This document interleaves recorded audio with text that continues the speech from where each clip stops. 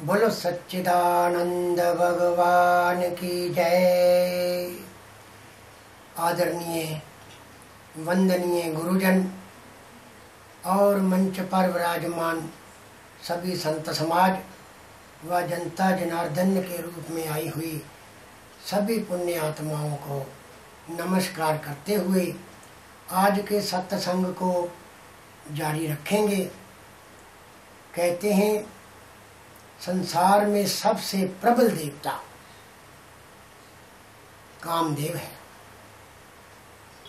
संसार के सभी धर्मों के लोग, हिंदू हो, सिख हो, ईसाई हो, पारसी हो, जैन हो, सब धर्मों के लोगों को, संतों को, मुनियों को, ऋषियों को कामदेव ने बहुत दुख दिया है।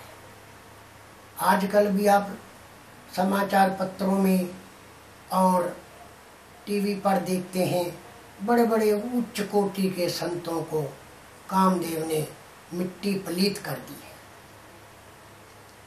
कहते हैं बड़ी सुंदर चर्चा है, ज्ञान का विषय है, आत्मज्ञान का विषय है।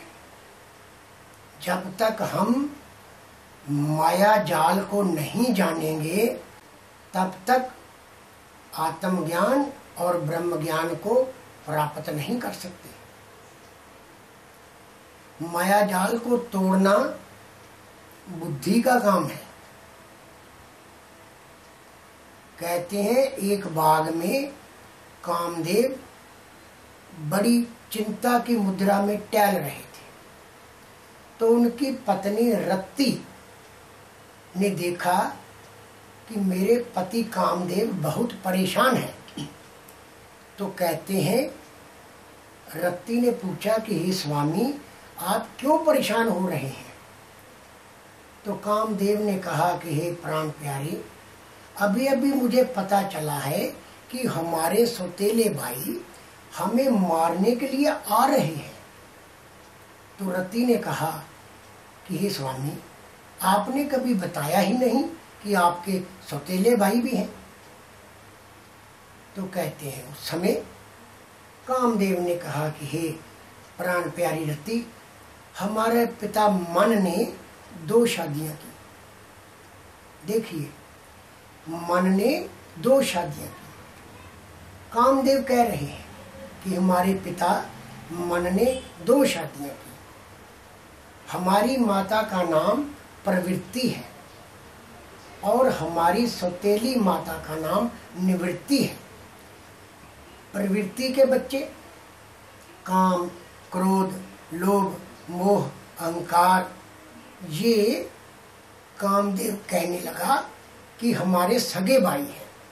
और हमारे सौतेली माता निवृत्ति के बच्चे ज्ञान, वैराग, श्रद्धा, शांति, तप, ये हमारी सौतेली माँ के बच्चे हैं और ये हमें मारने का प्रयास करते रहते हैं। अब कामदेव की पत्नी रत्ती ने कहा कि स्वामी, एक ही पिता के पुत्र हैं, फिर क्यों लड़ रहे हैं आप लोग? तो कामदेव बोला कि हे प्राण प्यारी रत्ती, एक जीवोदेश है, जीवोदेश, जिसकी राजगद्दी पर हम अपना राज्य कायम करना चाहते हैं और हमारे सौतेले भाई अपना राज्य कायम करना चाहते हैं। तो रत्ती ने पूछा कि हे स्वामी, वह जीवोदेश कहाँ है? तो कामदेव बोला कि हे रत्ती, वह जीवोदेश कोई दूर नहीं है। प्रत्येक व्यक्ति का अंतःकरण ही जीवोदेश है। हम प्रत्येक व्यक्ति के अंतःकरण पर अपना राज्य करना चाहते हैं और हमारे सौतेले भाई कामदेव कह रहा है कि ज्ञान, विवेक, श्रद्धा, शांति तक हमें मारकर वहां अपना राज्य कायम करना चाहते हैं। तो रत्ती बोली कि हे स्वामी, अब हमारा क्या होगा? हम मारे जाएंगे। तो कामदेव ने कहा कि हे प्यारी, तुम जल्दी से अपने बच्चों को बुला लो। तो कामदेव की पत्नी रति ने अपने चारों पुत्रों को बुला लिया। प्रेम, प्यार, वासना और इश्क ये कामदेव के बच्चे हैं। और जब वो आए तो कामदेव ने कहा कि हे बच्चों, जाओ जल्दी जाकर अपने ताए और चाचों को बुला कर ले आओ। तो कहते हैं वे चारों चले गए और जाकर सबको बुला लाए। तो कहते हैं सबसे पहले कामदेव की साली आई प्रीति, और वह पूछने लगी कि क्या हो गया, इतना बखेड़ा खड़ा कर दिया। तो कामदेव ने कहा कि हमारे सौतेले भाई हमें मारने के लिए आ रहे हैं। तो तभी कामदेव का बड़ा भाई क्रोध अपनी पत्नी हिंसा को लेकर आया और लड़ाई झगड़ा दंगा फसाद बैर और विरोध, उनके बच्चे भी उनके साथ आ गए और सब इकट्ठे हो गए।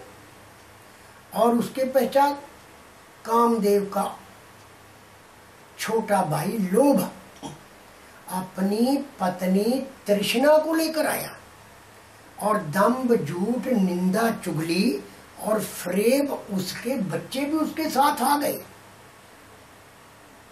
और बैठ गए। कामदेव का बड़ा भाई मोह अपनी पत्नी वशाइनी को लेकर आया। मद मान ममता लगाओ, उसके बच्चे भी साथ में आ गए। अनाचार, भ्रष्टाचार और भ्रामक बुद्धि, उनके सेवक भी उनके साथ आ गए। तो कहते हैं अंत में कामदेव का सबसे छोटा भाई अहंकार अपनी पत्नी ईर्ष्या को लेकर आया। राग, द्वेष, गुरूर, मगरूर और सरूर, उनके बच्चे भी उनके साथ आ गए और सारा परिवार वहां पर डट गया। तो कहते हैं कामदेव का मौसा, अज्ञान और अविद्या नाम की कामदेव की मौसी, और रजोगुण कामदेव का मामा, और आलस्य कामदेव की मामी, और दुख कामदेव का फूफा, और कलेश कामदेव की बुआ, और चिंता शोक, उनके बच्चे भी उनके साथ आ गए। बड़ी विचित्र कथा है, ये माया जाल है और इस माया जाल को तोड़ना साधारण व्यक्ति के बस का रोग नहीं है। तो कहते हैं कामदेव का चाचा अधर्म और उसकी चाची प्रतिशोध और भ्रम और संशय, चाचा के बच्चे भी उनके साथ आ गए। और कामदेव की नानी भ्रांति और नाना चिंता, बुद्धि और मिथ्या दृष्टि को साथ लेकर आया।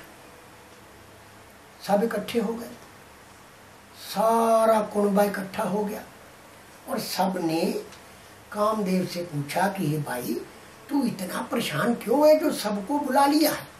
तो कामदेव ने कहा कि मुझे अभी अभी पता चला है कि हमारे सौतेले भाई ज्ञान, विराग, श्रद्धा, शांति, तप, यज्ञ, ये हमें मारने के लिए प्रयोजन कर रहे हैं, नीति बना रहे हैं, हमारे ऊपर हमला करने वाले हैं। तो कहते सब घबरा गए और सब ने मंत्रणा करके विचार किया कि गुरुदेव को बुला लिया जाए। तो कहते हैं सब ने अपने गुरुदेव को बुलाया। काम, क्रोध, मद, लोभ, इन सब के गुरु पखंड शास्त्र है। कहते हैं पखंड शास्त्र अपनी पत्नी कबुद्धि को लेकर बड़ी शान से उस सभा में पहुंची और आकर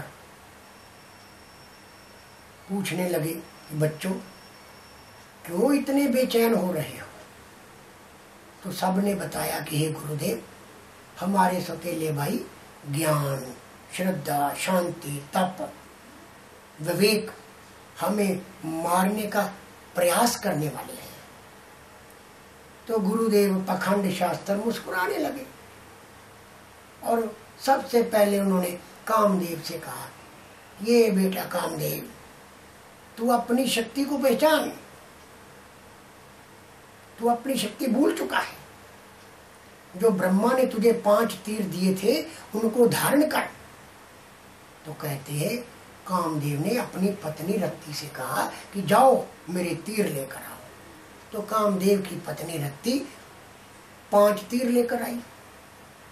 तो तीरों को धारण करके कामदेव गरजने लगा, ललकारने लगा, उछलने लगा और कहने लगा, हे गुरुदेव, जब तक मैं जीवित हूँ संसार में कोई भी व्यक्ति ज्ञान, विराग, शांति को कतई भी प्राप्त नहीं कर सकता। तो गुरुदेव बोले, वो कैसे?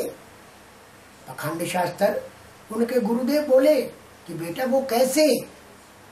तो कामदेव बोला कि हे गुरुदेव, मेरे पास ये वशीकरण तीर है। जब भी कोई व्यक्ति ज्ञान, भक्ति और योग की ओर जाएगा तो मैं पहला तीर वशीकरण तीर छोड़ दूंगा और तीर लगते ही वह व्यक्ति, वह पुरुष स्त्री के वश में हो जाएगा या स्त्री पुरुष के वश में हो जाएगी। तो गुरु पाखंड शास्त्र बोले कि बेटा, अगर वह तुम्हारा तीर फेल हो गया तो कामदेव गर्जता हुआ बोला, हे गुरुदेव, कि मैं दूसरा तीर, उच्चाटन तीर छोड़ दूंगा, उसका मन उचाट हो जाएगा, किसी भी काम में मन नहीं लगेगा।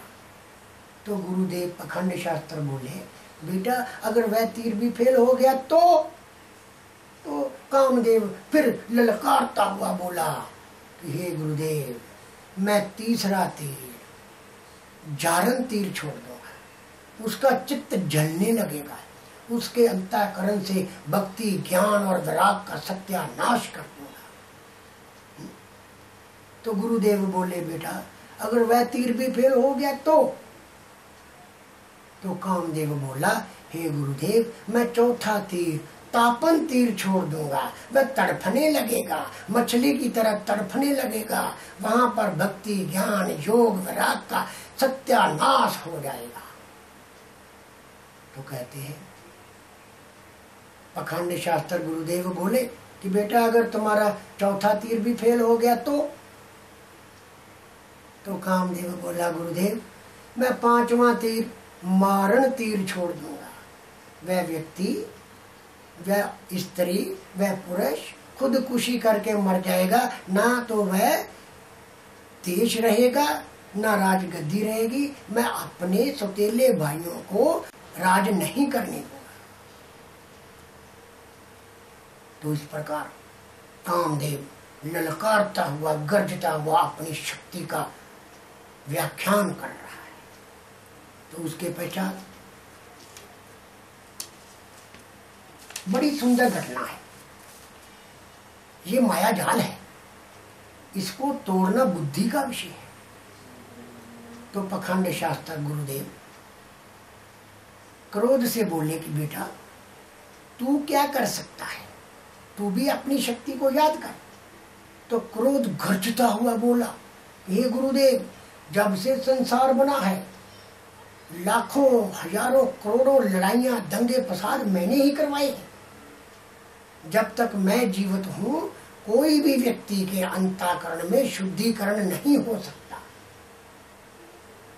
क्रोध बोला, हे गुरुदेव, मैं अपनी पत्नी हिंसा को लेकर जब जीवों के चित्त में प्रवेश करूंगा तो एक धर्म वाले दूसरे धर्म वालों से लड़ने लगेंगे, एक मत वाले दूसरे मत वालों से लड़ने लगेंगे, और मैं सबके अंतःकरण को दूषित कर दूंगा, और मेरे साथ लड़ाई झगड़ा, दंगा फसाद, वैर विरोध, मेरे बच्चे भी जब साथ जाएंगे तो जीव एक पल भी शांति को प्राप्त नहीं कर सकेंगे।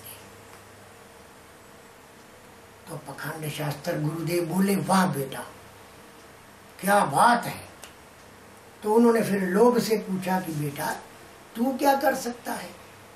तो लोभ मंद मंद मुस्कुराने लगा और कहने लगा कि हे गुरुदेव, जब मैं अपनी पत्नी तृष्णा को लेकर और दंभ झूठ निंदा चुगली और फरेब अपने बच्चों के साथ जीवों के अंतःकरण में प्रवेश करूंगा तो वह ऐसे लोभी हो जाएंगे कि वह धर्म कर्म में भी लोभ करने लगेंगे, शुभ कर्मों में भी लोभ करने लगेंगे, वह दान का माल भी खाने लगेंगे और स्वयं अपने जाल में फंसकर ज्ञान से हीन हो जाएंगे। तो फिर अखंड शास्त्र गुरुदेव अहंकार से बोले कि बेटा तू क्या कर सकता है। तो अहंकार भी अहम भाव के साथ बोला कि हे गुरुदेव, मैं अपनी पत्नी ईर्ष्या और अपने बच्चे राग द्वेष गुरूर मगरूर और सरूर को साथ लेकर जब जीवों के चित्त में प्रवेश करूंगा तो वह अपने धर्म पर स्थिर नहीं रह पाएंगे। उनको ज्ञान का अहंकार हो जाएगा, उनको अपने पद का अहंकार हो जाएगा, उनको अपने मठ का अहंकार हो जाएगा और अहंकार जीवों के पतन का कारण बन जाएगा और उनके चित्त से अंतःकरण से ज्ञान सदा के लिए चला जाएगा। कहते हैं अंत में पखंड शास्त्र गुरु मोह से बोले कि हे बेटा मोह, तू क्या कर सकता है। तो कहते हैं मोह हंसने लगा, मुस्कुराने लगा और बहुत देर तक हंसता रहा और नमस्कार करता हुआ अपने गुरु पखंड शास्त्र से बोला कि हे गुरुदेव, मुझे कोई नहीं मार सकता, क्योंकि जब मैं अपनी पत्नी वशाइनी और अपने बच्चे मध्यमान ममता और लगाव के साथ जीवों के चित्त में प्रवेश करूंगा तो उनको पता ही नहीं चलेगा कि मोह हमारे अंदर आ चुका है। हे गुरुदेव, साधारण व्यक्ति की तो बात छोड़ दो, मैं बड़े बड़े संतों महंतों ऋषियों और मुनियों के चित्त में भी घुस जाऊंगा। उनको अपने मठ से मोह हो जाएगा, उनको अपने आश्रम से मोह हो जाएगा, उनको अपने कपड़ों से मोह हो जाएगा। कुछ लोग जोगिया कपड़े पहनते हैं, कुछ लोग हरे कपड़े पहनते हैं, कुछ लोग सफेद कपड़े पहनते हैं, कुछ लोग पीले कपड़े पहनते हैं। सब किसी ना किसी मोह में फंसे रहेंगे। मैं मुक्त हो जाऊं, ये मोह बना रहेगा। उनको शरीर का मोह, ज्ञान का मोह, मुझे ज्ञान मिल जाए। हे गुरुदेव, मैं इतना सूक्ष्म रूप धारकर उनके साथ रहूंगा, किसी को पता ही नहीं चलेगा कि मोह हमारे साथ चिपका हुआ है। तो कहते हैं इस प्रकार सबकी बातें सुनकर गुरु पखंड शास्त्र मुस्कुराने लगे और कहने लगे कि हे बेटो, मुझे तुम पर गर्व है। जब तक तुम्हारे जैसे शिष्य हमारे पास है, हमारा कोई भी बाल बांका नहीं कर सकता। जीवो देश की राज गद्दी पर हमारा ही राज्य रहेगा। ये मायाजाल बड़ा भयंकर मायाजाल है। जब से सृष्टि बनी है, अनेकों दार्शनिक विचारक संत महात्मा ऋषि मुनि इस माया जाल को तोड़ने का प्रयास करते रहे हैं। तो कहते हैं जब परमात्मा की कृपा हो और गुरु का आशीर्वाद हो और जीवात्मा का दृढ़ संकल्प हो और शास्त्रों का अध्ययन हो तो ये माया जाल टूट जाता है, टूट सकता है। अभिमान मत करना।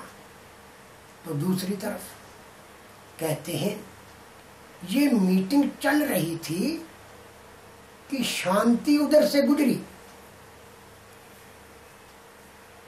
विवेक की बहन शांति। मन ने 2 शादियां की, प्रवृत्ति और निवृत्ति उसकी 2 पत्नियां हैं। तो शांति निवृत्ति की पुत्री उधर से गुजरी और देखा कि हमें मारने के लिए हमारे सौतेले भाई योजनाएं बना रहे हैं। तो कहते हैं उसने जाकर अपने भाई विवेक से कहा कि हे भैया, हमारे सौतेले भाई काम, क्रोध, मोह, लोभ, अहंकार, दंभ, झूठ, निंदा, चुगली अपने गुरु पखंड शास्त्र के साथ मिलकर बहुत बड़ी योजनाएं बना रहे हैं हमें समाप्त करने के लिए। तो कहते हैं विवेक सोचने लगा। तो उसने शांति से कहा कि जाओ अपने सारे परिवार को इकट्ठा कर लो। तो शांति ने ज्ञान, तप और वैराग इनको भी बुला लिया। विवेक की पत्नी मति, देखिए विवेक सबसे बड़ा भाई है। विवेक की पत्नी मति शम धम ततिक्षा, ब्रह्म विद्या, ब्रह्म ज्ञान, बोध और प्रबोध अपने बच्चों को साथ लेकर आ गई। और विवेक का भाई तप अपनी पत्नी भक्ति को साथ लेकर सत्संग, हवन, यज्ञ, मौन, जाप और आस्था को लेकर वहां पर विराजमान हो गया। और विवेक का छोटा भाई वैराग्य अपनी पत्नी श्रद्धा को लेकर त्याग, विश्वास और समग्र ज्ञान बच्चों के साथ वहां पर पधार कर वहां पर आकर बैठ गया। तो कहते हैं ज्ञान मुमुक्षी को लेकर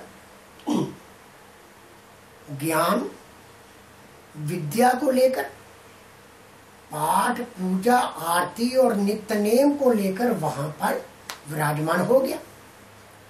तो शांति ने अपने पति सुबुद्धि को और अपने साथ दान, पुण्य और तीर्थों को भी बुला लिया। तो कहते हैं उस समय सभी इकट्ठे हो गए। तो विवेक की पत्नी मति ने अपने भाई मुमुक्षु को भी बुला लिया और मुमुक्षु की पत्नी मुक्ति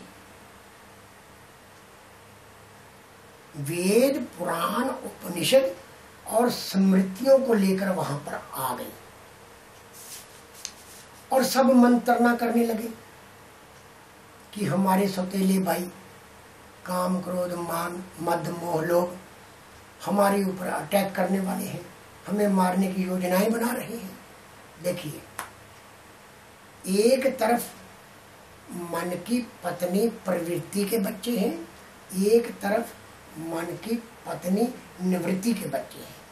ये युद्ध जो है हमारे अंतःकरण में सदियों से, युगों युगांतरों से चल रहा है, लेकिन हमें पता नहीं चलता। पता किसको चलता है? जिसके पास तीसरी आंख है बुद्धि की। भगवान से प्रार्थना करना कि प्रभु मुझे वो बुद्धि दो जो मेरे ऊपर, मेरी पे ही नजर रखे कि मैं क्या कर रहा हूं और मेरे भीतर क्या हो रहा है। ऐसी बुद्धि, इसको तीसरी आंख कहते हैं। आपने देखा होगा भगवान शिव के माथे पर तीसरी आंख होती है। वह तीसरी आंख प्रत्येक जीव को मिल सकती है। प्रार्थना करो कि बुद्धि रूपी, बुद्धि की वह अवस्था, तीसरी आंख जो हमें मिल जाए, जो निर्णय करे, हमारे ऊपर नजर रखे कि हम क्या कर रहे हैं और हमारे भीतर क्या हो रहा है। ये 2 पार्टियां, कौरव और पांडव, ये कुरुक्षेत्र में जो युद्ध है महाभारत का, ये कोई बाहर नहीं, भीतर है। ये हमारा अंतःकरण कुरुक्षेत्र का मैदान है। तो कहते हैं विवेक, ज्ञान, शांति, तप, विराग, मति, तप, वैराग्य, ये सब मिलकर मंत्रणा करने लगे कि अब हमें क्या करना चाहिए। तो उस समय मति ने अपने पति विवेक से कहा कि गुरुदेव को बुलाना चाहिए। तो उन्होंने अपने गुरु धर्माचार्य को बुलाया। देखिए, उनका गुरु पाखंडी, इनका गुरु धर्माचार्य। तो कहते हैं धर्माचार्य को बुलाने के लिए विवेक ने शम, दम और तितिक्षा को भेजा। तो ये तीनों जाके गुरुदेव धर्माचार्य को ले आए। तो धर्माचार्य के साथ कहते हैं अनहद नाद, शब्द, सुरत, प्रकाश, यम, नियम, आसन, प्राणायाम, प्रत्याहार, धारणा, ध्यान, समाधि, एकाग्रता सब उनके साथ आ गए। ढोल, छैनी, मृदंग, नफीरी बजाते हुए वह गुरुदेव के साथ विवेक के पास पहुंच गए। तो कहते हैं विवेक ने कहा कि हे गुरुदेव, हमारे ऊपर हमारे सौतेले भाई आक्रमण करने वाले हैं। तो कहते हैं धर्माचार्य गुरु बोले कि हे बेटा, ये युद्ध तो होना ही है, इस युद्ध में तुम्हारी विजय होगी, क्योंकि तुम सत्य के मार्ग पर चल रहे हो। जीत हमेशा सत्य की होती है।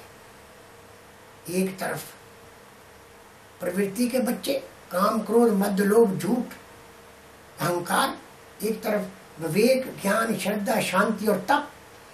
इधर सुख है, इधर स्वरूप का बोध है, इधर निराकार की उपासना है, इधर दुख है, इधर अशांति है, इधर कभी ना खत्म होने वाले कर्मों की लालसा है, इधर एकाग्रता है।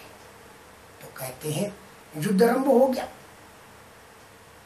और उस युद्ध में कहते काम, क्रोध, लोभ और अहंकार समेत सब मारे गए, परंतु मोह नहीं मरा। कहते हैं मोह जंगलों में भाग गया। विवेक ने बहुत ढूंढा, मिला नहीं, सब ढूंढने गए, नहीं मिला। तो कहते हैं विवेक लौट आया और आकर गुरुदेव धर्माचार्य से बोला, गुरुदेव मोह मिल नहीं रहा। तो गुरुदेव बोले, बेटा वह अति सूक्ष्म रूप धार कर छिप गया है।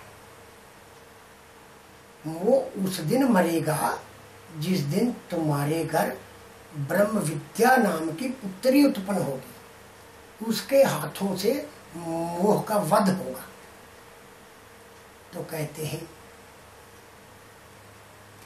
विवेक बोला कि हे गुरुदेव, मेरे घर ब्रह्म विद्या पुत्री कब उत्पन्न होगी?